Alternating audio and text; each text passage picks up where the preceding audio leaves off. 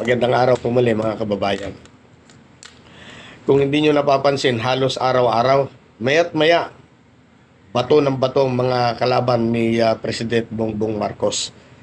Pero ang nakakatuwa ay halos hindi na pinapansin ng ating Pangulo. Ito mga pambabatikos, paninira sa kanya, bagkos. Eto, lalo niyang ginagalingan talaga. Kahapon nandun siya sa may Bogo City, Negros Occidental para mamahagi ng titulo or pamahagi ng lupa. Walang kapagod-pagod yung ating presidente. Ngayon naman ay nandun siya sa may Balanga, Bataan. At namigay naman pala siya ng bahay sa mga taga-Balanga.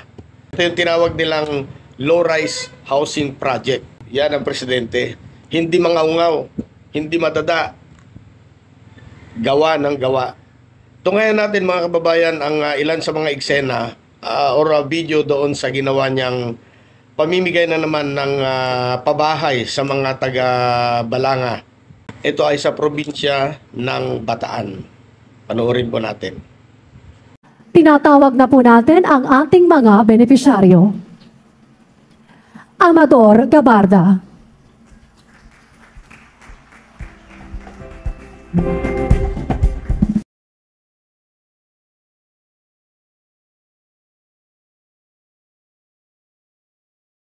Jose Linsangan at Marie Winnie Abellana.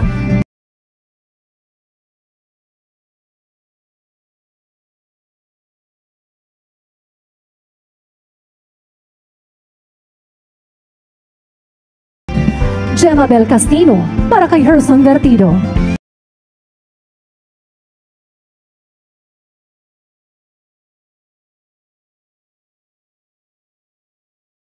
Ronel Agulto, represented by Rodolfo Agulto at Lale.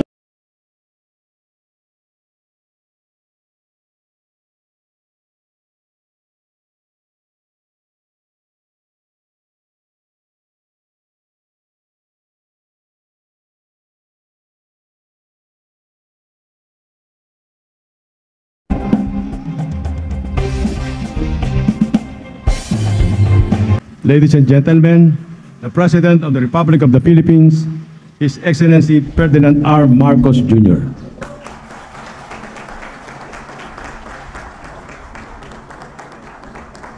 Maraming salamat sa ating DSUD Secretary Jerry Acosar. Please take your seat. Ang NHA General Manager na siyang namahala dito sa proyektong ito, GM Joventine. Andito rin po ang ating kasama sa House of Representatives at sa matagal na. Ayoko nang sabihin lahat ng pinagsamahan natin, makakalata yung mga edad natin. Bataan 2nd District Representative Albert Raymond Garcia. At ang ama ng probinsya ng Bataan, the Province of Bataan Governor Jose Enrique Garcia III. Ating alkalde, Mayor Francis Anthony Garcia. At ang pinakamahalaga na bisita natin dito ngayon, ang mga beneficiaries ng Low-Rise Housing Project, NHA Balanga City Low-Rise Housing Project. My fellow workers in government, other distinguished guests, ladies and gentlemen, magandang umaga po sa inyong lahat.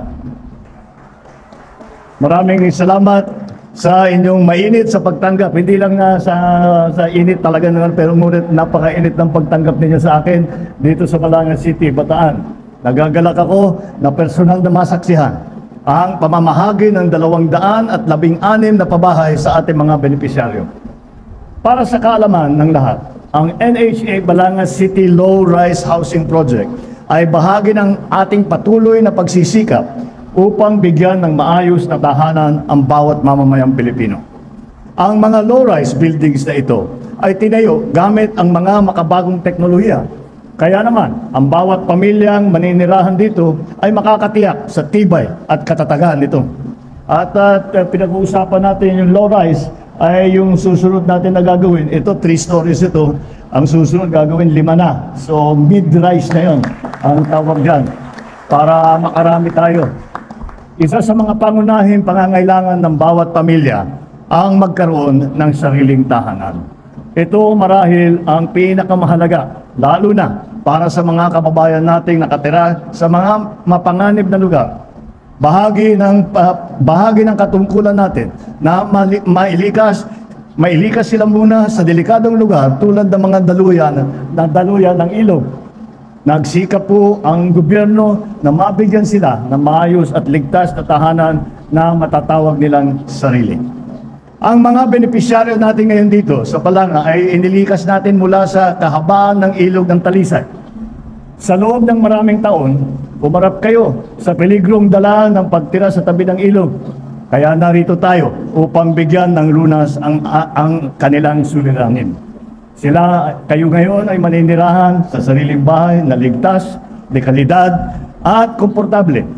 Ngayon pa lamang po ay binabati ko na ang ating mga benepisaryo ng congratulations sa pagsisimula ng panibagong yugto ng inyong buhay.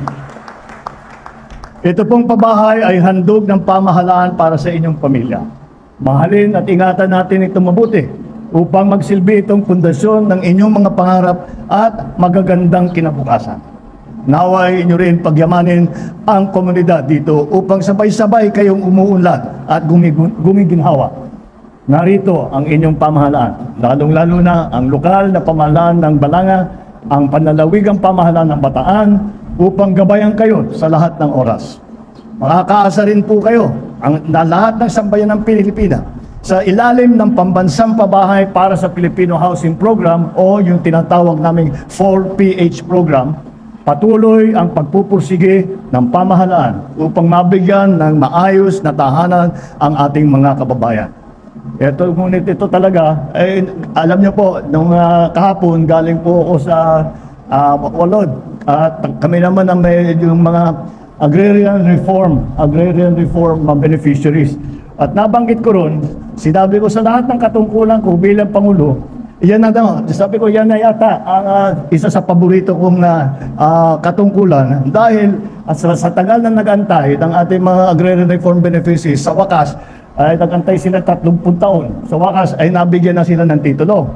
Ngayon, idadagdag ko na rin na isa sa pinakapaborito kong katungkulan ay dumating dito sa ganitong klaseng mga proyekto upang masasabi natin na ang pamahalaan ay talagang nagbibigay ng serbisyo sa taong bayan sa pamamagitan ng ganitong klaseng mga pabahay, hindi lamang dito sa Bataan, kung hindi sa buong Pilipinas.